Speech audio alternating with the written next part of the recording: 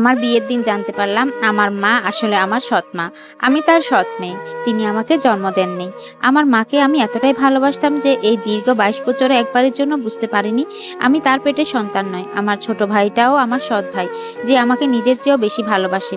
বিয়ের ঠিক হওয়ার পর থেকে মা আমাকে যখন তখন হুটহাট জড়িয়ে ধরে কান্না করত, চোখে কপালে গালে চুমু খেত। মায়ের কান্না দেখে আমিও কান্না করতাম। কিভাবে থাকবো এই আম্মুকে ছাড়া, এই ভেবে বুকটা ফেটে যেত। কান্না যেন আর থামতেই চাইতো না। অথচ নিয়তের কি নির্মম পরিহাস। বিয়ের দিন সকালে আম্মুকে খুঁজতে খুঁজতে যখন তার রুমের দিকে যাচ্ছিলাম, ঠিক দরজার বাইরে এসে আমার পা দুটো যেন মাটিতে জমে গেল। ভেতরে খালা আর আম্মু কথা বলছিল। খালা একটু জাজালো গলায় আম্মুকে বলছিল, সৎ মেয়ের জন্য এত কান্না করতে হবে তোর? মিথিলা তো তোর পেটের সন্তান না, যার জন্য তুই খাওয়া দাওয়া পর্যন্ত ছেড়ে দিয়েছিস। কথাটা শোনার পর মুহূর্তের মধ্যে আমার চারপাশে চেনা পৃথিবীটা যেন অচেনা করতে লাগলো। মাথার উপর আকাশ ভেঙে পড়লো। এক তীব্র যন্ত্রণার চিৎকার দিয়ে আমি নিজের রুমের দিকে দৌড়ে চলে গেলাম এবং ভেতরের দিক থেকে দরজাটা লক করে দিলাম। আমার সেই আত্মচিৎকার শুনে আম্মুও পাগল হয়ে গেছে, পেছনে পেছনে ছুটে এসেছিল। দরজার ওপাশ থেকে আম্মু ঢুকুরে কেঁদে ওঠার শব্দ পাচ্ছিলাম।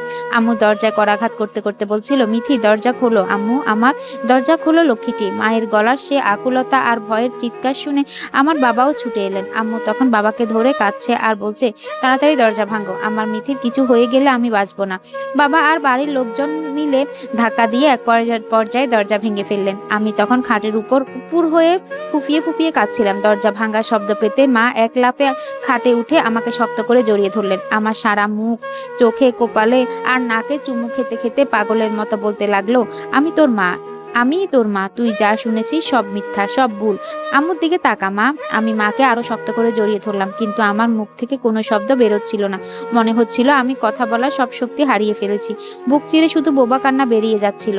আমার এই অবস্থা দেখে বাবা ঘরের সবাইকে ইশারা করে বাইরে চলে যেতে বলল।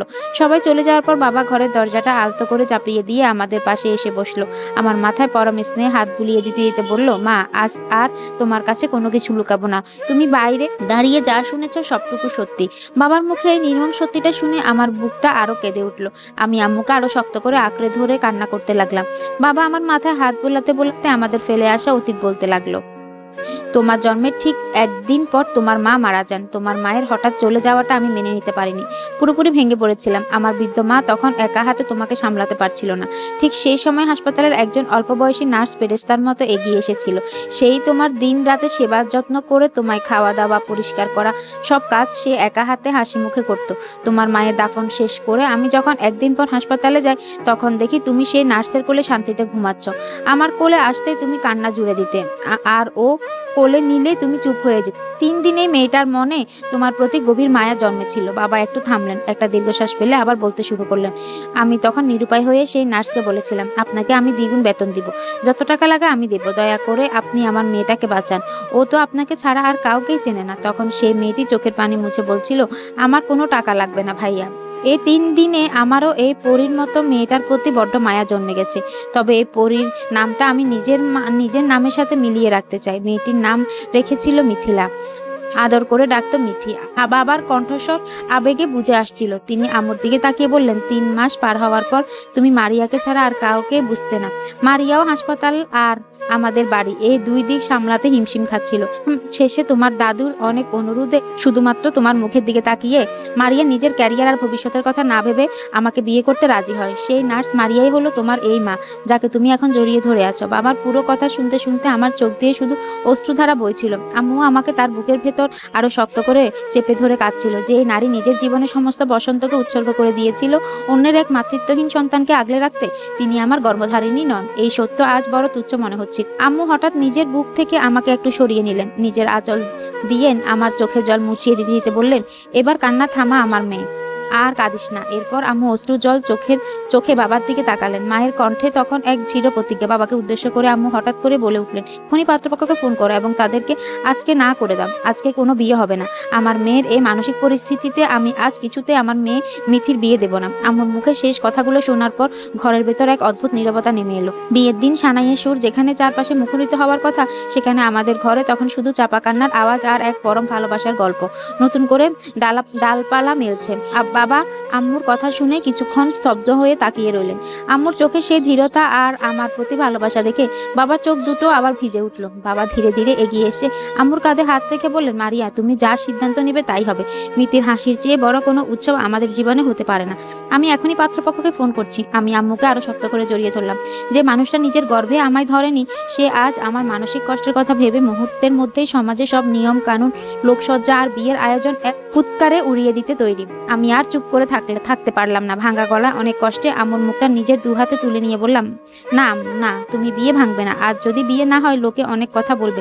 তোমার এই 22 বছরের সাধনা, তোমার এই নিঃস্বার্থ মাতৃত্বের উপর মানুষ আঙ্গুল তুলবে। আমি তা কিছুতে হতে দেব না। আম্মু আমার কথা শুনে কেঁদে উঠলেন। কে কি বলবে তাতে আমার কিছু যায় আসে না মিতি। আমার কাছে এই দুনিয়ার তোর চেয়ে বড় কিছু নেই।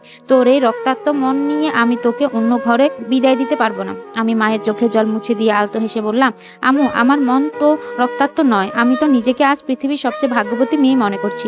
যে মেয়ে দুটো মা থাকে, তার চেয়ে ধনী আর কে হতে পারে। একজন আমায় জন্ম দিয়েছে, আর তুমি আমায় নিজের চেয়েও বেশি ভালোবেসে মানুষ করেছ।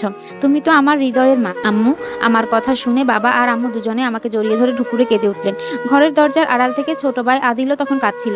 সে আর নিজেকে সামলাতে না পেরে ঘরে ঢুকে আমাদের জড়িয়ে ধরলো। কেঁদে কেঁদে বলল, আপু, তুই এখন থেকে আমাকে ছেড়ে যাবি? আমি তো তোকে ছাড়া কিছুই বুঝি না। আমি আদিলের মাথাটা বুকের কাছে টেনে নিয়ে বললাম, পাগল ছেলে, তুই আমার আদরের ছোট ভাই ছিলিস, আছিস আর আজীবন থাকবি। সব শুনে পাত্রপক্ষ, বিশেষ করে আমার হবু বর শাহেদ, অসাধারণ এক উদারতার পরিচয় দিল। শাহেদ নিজে ফোন করে বাবাকে বলল, বাবা, মিথিলা আজ যে মানসিক ঝড় আর পরম সত্যের মুখোমুখি দাঁড়িয়েছে, তার সামনে উঠতে ওর একটু সময় প্রয়োজন। আমরা এই অবস্থাতে ওকে আমাদের ঘরে নিয়ে যেতে চাই না। আমরা চাই ও হাসি মুখে আমাদের পরিবারে আসুক। বিয়েটা আজ না, 3 দিন পরে হোক। এই 3 দিন মিথিলা ওর মায়ের কোলে মনের সব মেঘ দূর করুক। শাহেদের এই কথায় আমাদের পুরো পরিবার যেন স্বস্তির নিঃশ্বাস ফেলল। আত্মীয় স্বজন আর পাড়া প্রতিবেশী হাজারো কৌতূহলী ফিসফিসানিকে বুড়ো আঙ্গুল দেখিয়ে বাবা ঘোষণা করে দিলেন, বিয়ে আজ নয়, 3 দিন পর হবে। পরবর্তী 3টি দিন আমার জীবনে সবচেয়ে সুন্দর 3টি দিন ছিল। আম্মু আর আমি এক মুহূর্তের জন্য আলাদা হইনি। ঠিক ছোটবেলার মতো আম্মু আমাকে নিজের হাতে খাইয়ে দিত, চুলে বিলি কেটে দিত, ঘুম পাড়িয়ে দিত। আমি মায়ের কোলে চোখ বুজে ভাবতাম, রক্তের বন্ধন ছাড়াও যে এত তীব্র এক পবিত্র ভালোবাসার বন্ধন হতে পারে, তা হয়তো আমার এই মা না থাকলে আমি কোনোদিন জানতেই পারতাম না। খালার সেই কটু কথাগুলো বিষ হয়ে নয়, বরং অমৃত হয়ে আমার জীবনে এসেছিল। কারণ সেই কথাগুলো না শুনলে আমি হয়তো কোনোদিন জানতেই পারতাম না আমার মা আমার জন্য কতটা ত্যাগ স্বীকার করলো। আজ 3 দিন পর আবারও সানাইয়ের সুর বেজে উঠেছে আমাদের বাড়িতে। লাল বেনারসি পরে আয়নার সামনে বসে আছি আমি। আজ আমার চোখে কোনো বিষাদের জল নেই, আছে এক পরম প্রাপ্তির আনন্দ। বিদায়ের ক্ষণ চলে এলো। গাড়ি বাহিরে দাঁড়িয়ে আছে। বাবা আর আদিল আমার দুপাশে দাঁড়িয়ে কাঁদছেন। আর আম্মু আম্মু আমার হাত দুটো শাহেদের হাতে তুলে দিয়ে বললেন, আমার কলিজার টুকটাকে তোমার হাতে তুলে দিলাম। ও কোনোদিন মায়ের অভাব বুঝেনি, তুমি ওকে কোনোদিন ভালোবাসার অভাব বুঝতে দিও না।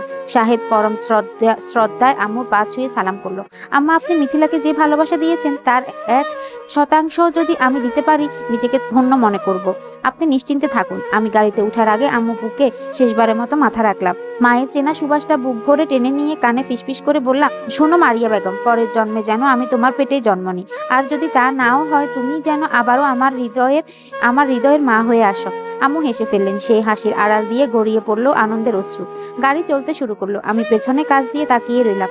আমার মা, বাবা আর ভাই হাত নাড়াচ্ছে। চোখের জল পেরিয়ে আমার ঠোঁটের কোণে এক চিলেতে তৃপ্তির হাসি। আমি আজ বিদায় নিচ্ছি এক বুক ভালোবাসা আর পৃথিবীর সেরা মায়ের আশীর্বাদ নিয়ে। ধন্যবাদ। গল্পটি কেমন লেগেছে জানাতে কিন্তু ভুলবেন না।